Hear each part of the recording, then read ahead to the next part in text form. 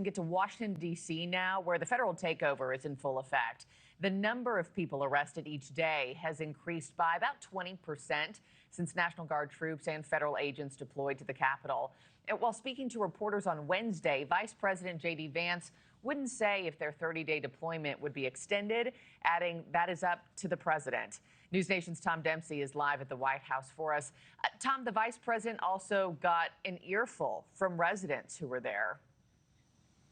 That's right, Markie. Good morning from the White House. The Trump administration has promised thousands of more resources as part of this public safety emergency declared by President Donald Trump. But like you said, some of that pushback to this surge in federal law enforcement was seen firsthand when Vice President J.D. Vance and Secretary of Defense Pete Hegseth stopped by the big train station here in D.C., where some of those National Guard troops are stationed, all to hand out cheeseburgers. Take a look.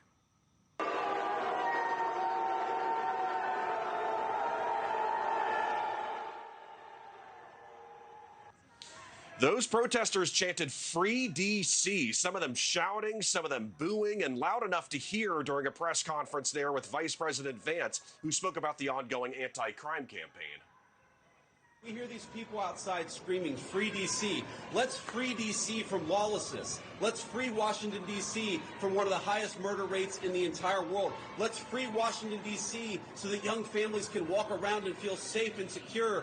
That's what we're trying to free D.C. from. And as Stephen said, it's kind of bizarre that we have a bunch of old, primarily white people who are out there protesting the policies that keep people safe when they've never felt danger in their entire lives.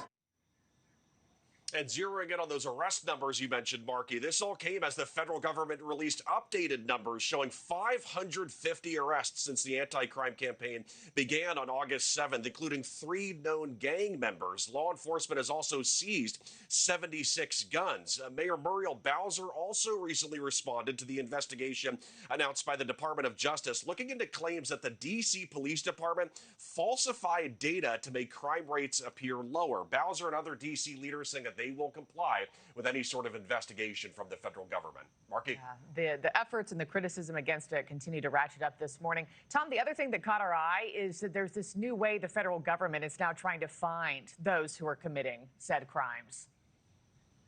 That's right, $500 that's being offered to anyone who might be able to offer any sort of information leading to an arrest. That offer coming in from the US Marshals office and tied directly to this public safety emergency here in Washington, D.C. This was the announcement that was posted to social media. The flyer, which calls for tips leading to arrests during the public safety surge. Following that link brings you to a page to report cases like fugitives or missing persons, as well as threats against a federal judge, and asks for things like info on the possible suspect or cars possibly linked to them. Last night on NewsNation's Cuomo, the director of the U.S. Marshals said the crackdown is leading to notable results. You know, we've picked up 5 murderers. We've picked up 2 sex offenders. And that's going to ramp up now. 3 of the individuals that we've arrested are known gang members. You know, the Tren de Agua and the Mara Salvatrucha, which is the MS-13.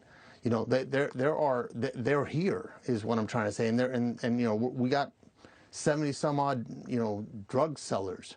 You know, that's what's killing our people. You know, our team has saved 2 individuals utilizing Narcan. You know, this city needs help. And Markie, overnight, President Trump posted to Truth Social highlighting the border crackdown and saying that a similar approach will be taken with this anti-crime campaign in D.C. Markie? Well, they say money talks. We'll see where this takes us next. Tom, thank you. Thank you for watching. Subscribe below and download our NewsNation app right now on your phone, and you will get fact-based, unbiased news for all Americans.